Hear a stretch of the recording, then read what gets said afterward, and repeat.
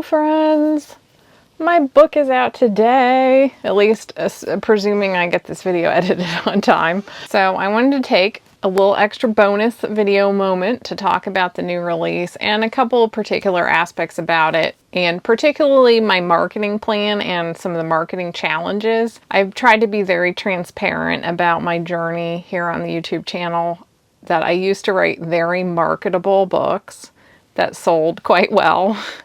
And after some years of doing that, I saved up money because I had some somewhat more difficult to market books that were really my passion project. I have a fantasy world I've been writing about since I was a kid, and really my dream was always to tell the story of this fantasy world. But it's always been kind of hard to sell because it's a quirky place. It doesn't really fit into a lot of like standard marketing slots, tropes, things like that. So it's always been a challenge, and the journey of this channel is somewhat to share with you what it's like to try to put out a passion project that isn't easy to market. Is it possible to build an audience with that? And you know, that's something I'm just finding out.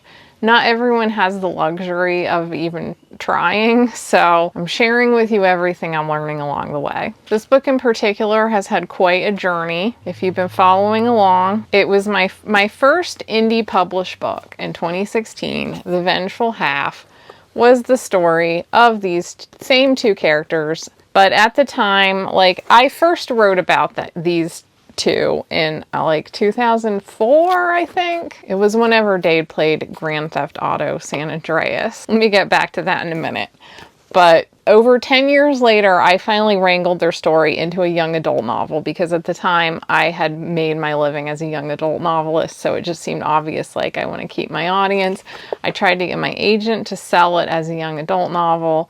She didn't really love it, so I indie published it, but it meant that I had to take these adult characters and age them down into teenagers and change a bunch of things to make it more like a young adult.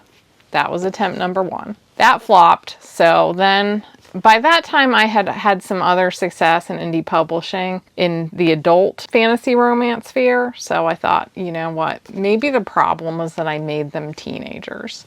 They were always adults. Maybe I need to just rewrite the story as adults, but I still was very aware of the market, so I tried to make it into an urban fantasy. Urban fantasy with covers like this were very hot at the time in 2017, so I tried to do my best to change their story to conform to urban fantasy tropes, like making Livonia into a witch and setting the story like as it begins in our world instead of my fantasy world, kind of giving it this portal kind of story situation.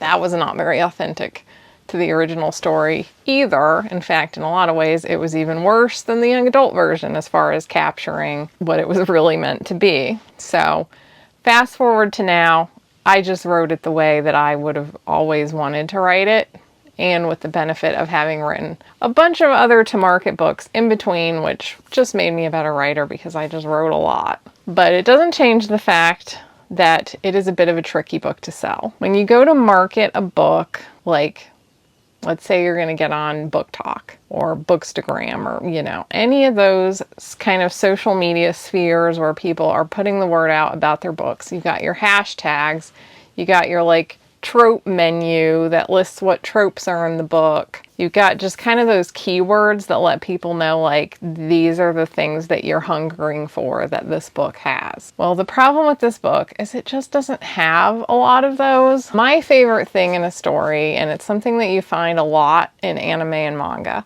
is when you just have a cast of characters that are very endearing. They all kind of get along with each other, even though they're all very different, and they have these little different clashes and interactions that have like some humor and also some, like, that's just like so cute. Like, just kind of like relatable, goofy, adorable character interrelations. Like, I loved Avatar: The Last Airbender, and the main reason I loved it is because it captured that sense of a cast of characters that become a team. There's humor, there's banter, there's adventure, and it's just adorable. There's just a lot of moments that, like, you just find everybody endearing, even the villains. And a lot of anime hits that same spot Like currently I'm watching Kaguya-sama Love is War, and Data and I are both enjoying it. The characters are just like fun.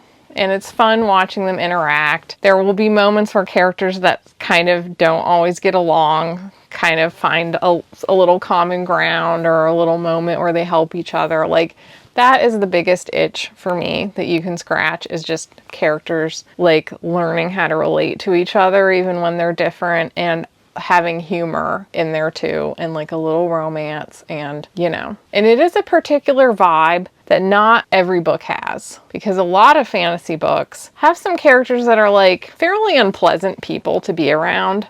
There's a lot that have like darker vibes, or the world itself is just like not really a place that you would want to be. My favorite thing is when you want to hang out with the characters and you want to be in their world, because no matter what bad things are going on, there's still a lot of appeal to this place. So I think that my books have a lot of that kind of vibe, but that doesn't really have a name. The closest I've been able to get is cozy fantasy, but it's not entirely cozy. There's a few dark things that happen, kind of a fair amount of like, there's some fights, there's like a chase on a boat, you know, there's kind of some adventure, and it doesn't have that like it's all set in a bakery or something like Doll Girl Meets Dead Guy. That was more of like a proper cozy with lots of like baking scenes. Anyway, it's hard to sell that. There are certain books where you might feel like probably a lot of people would like this if you could get it to them, but convincing them to pick it up is difficult. That's kind of the situation that I'm at. That's a situation that a lot of writers are in, I believe, because right now everything's very driven by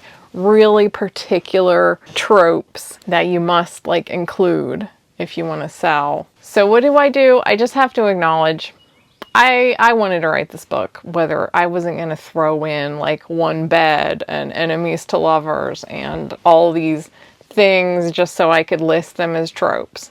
I'm just going to write it how I want and do my best to market it in a way that is authentic and fun to me. Everything I've been doing this past year or so has been more on the experimental side and more on the side of I'm going to be like my most authentic self and just like see how the internet takes it.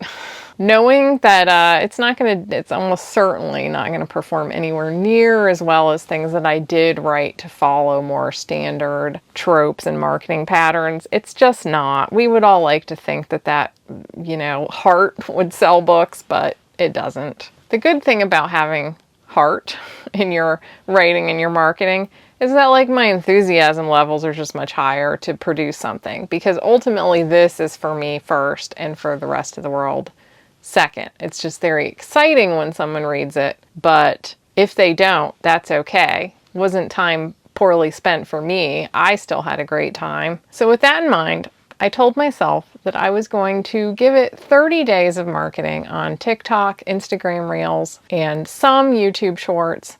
I haven't been putting as much on YouTube Shorts because I do have like an algorithm to protect on YouTube, and I'm sort of being cautious because I don't want to throw off my whole algorithm with too many book promotion shorts.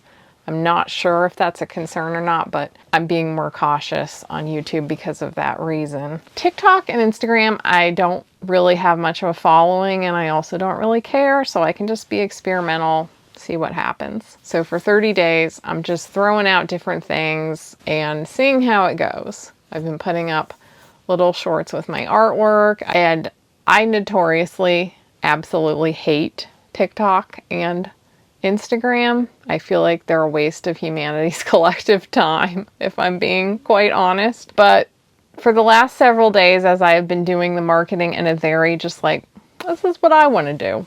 Who cares? Let's see.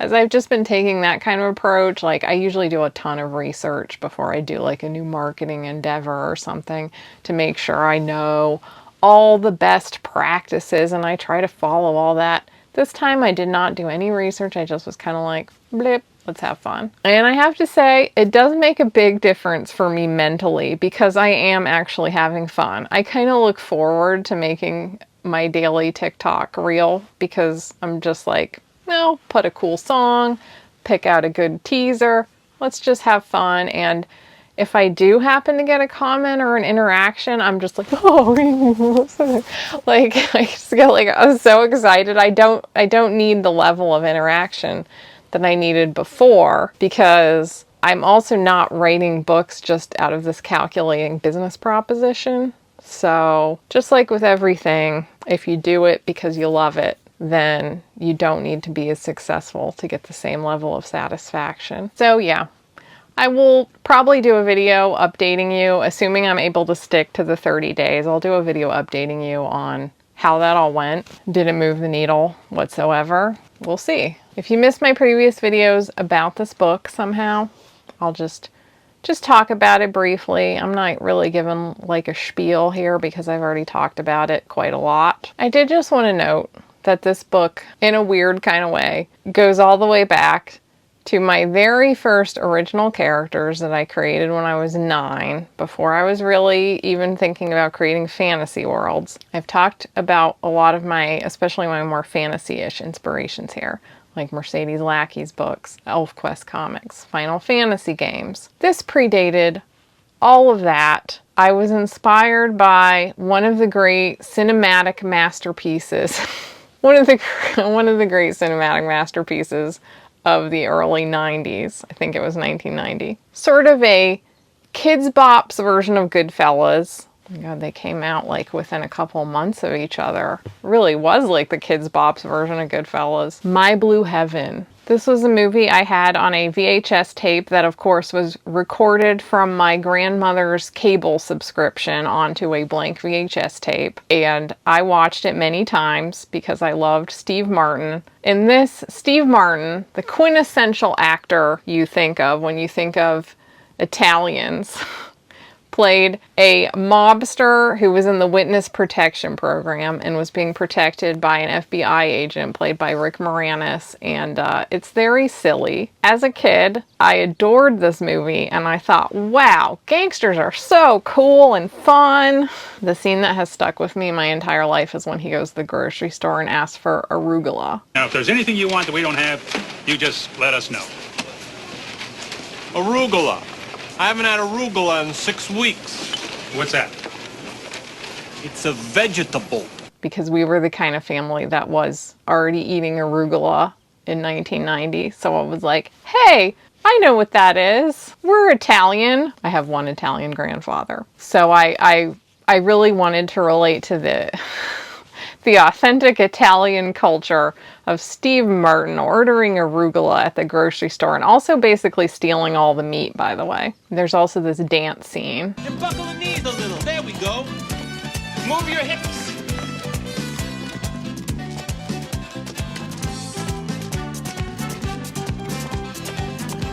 So yeah, you got like a little early bromance in there. And somehow after seeing My Blue Heaven, I had a lifelong love of stories about organized crime families. I do truly love Goodfellas. That's one of those movies that if it is on, I will always watch it. I also like Casino and The Godfather and the book of The Godfather. And this particular book was inspired by Dade playing Grand Theft Auto San Andreas. There was a character in there who is the blind Chinese mafia boss, Woozy, and for whatever random reason, I kind of had a crush on Woozy. He's not like the hottest character in the world, but he appeals to that side of me that likes, like, when you have a character that's in kind of a dangerous position, but they kind of just act like a normal, friendly guy. Like, Woozy's a really good, solid friend to the main character in San Andreas.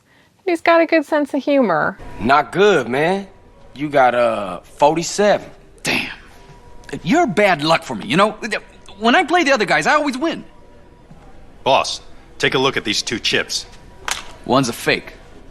That's amazing. You didn't even touch him. No, I just took a guess. Why else would he come in with 2 chips and sound so worried? So I basically just kind of wanted to write a little Woozy romance fanfic. Whenever I have the urge to write fanfic, rather than actually writing fanfic, I just kind of incorporate the aspects of that character that I like into a new character and put them in my fantasy world. So I did that, and I made Alfred, the heir to an organized crime family that sells magical potions and artifacts. I thought that he would be a total throwaway character where I would basically write this woozy fanfic and then I would move on and never pay any attention to him again, because that's usually what happens with like the fanfic-y characters. But pretty much as soon as I wrote him and Livonia together, they became extremely fleshed out people, like instantly. I think the whole like fanficky vibe of it was out the door almost entirely from a couple pages in.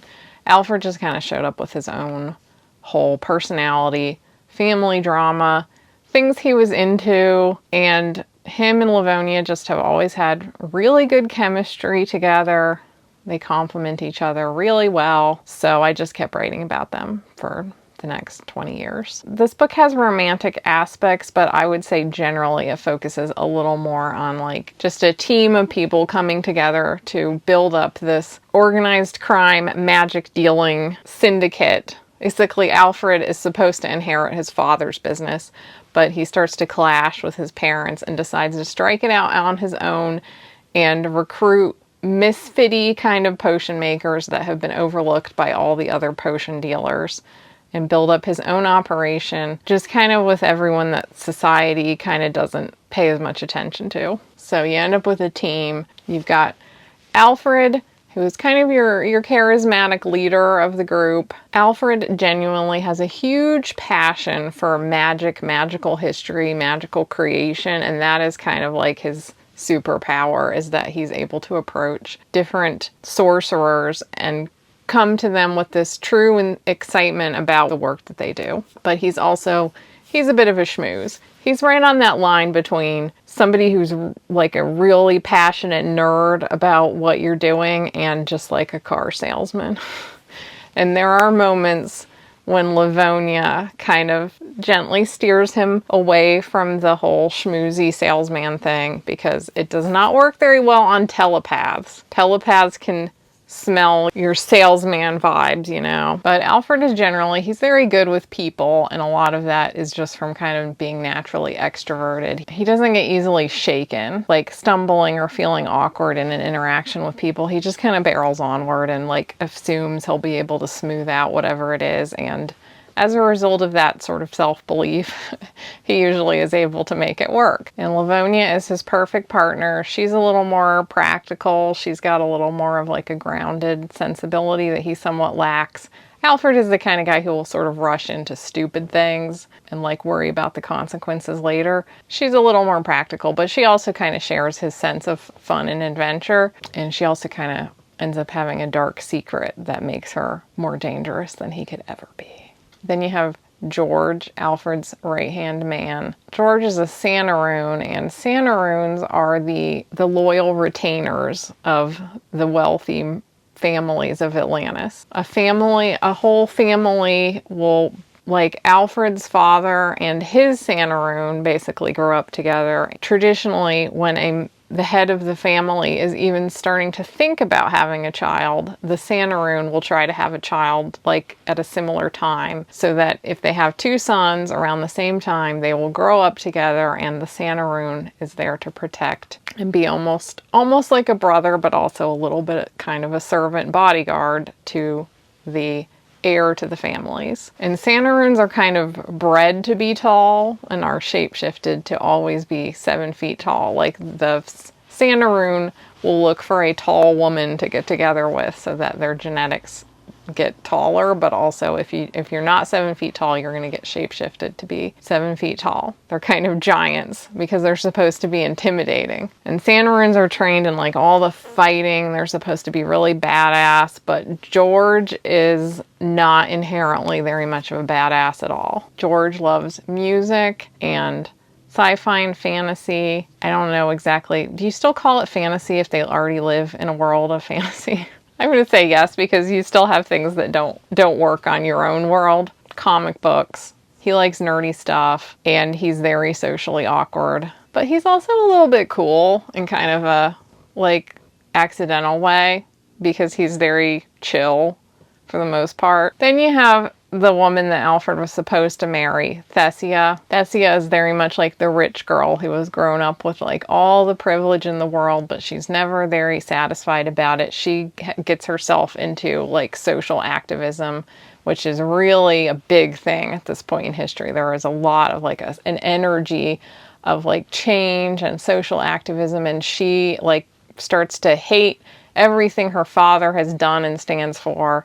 She's one of those kind of girls. She's kind of very emotionally vulnerable, but at the same time, very good at putting on a face of being like perfect. But you quickly find out just how really earnest and gentle and easily broken Thessia is. But once she's in a place where I think she feels a little more safe, she has a lot of inner strength that can come to light. Even though her and Alfred are not that great together romantically, they are very good together as friends, almost like siblings. And her and George and her and Livonia, like, you know, one thing about this group is that everybody gets along really well together. Like, you could just pair any two characters off and they could have fun together. And then the final member of the group is Lester. Lester is from my race of doll people, and if you've read my other books, he is the grandson, basically, the adopted grandson of Dormangara, the Keeper of the Dead. So he, despite being a doll person, the race that is discriminated against, is in a very powerful family. So Lester is also grown up